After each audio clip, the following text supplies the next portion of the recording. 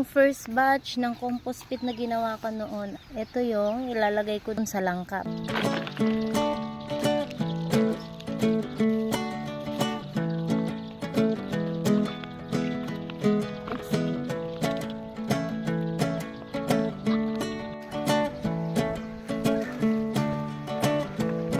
Hello guys, ito na itsura nung ginawa ko kanina.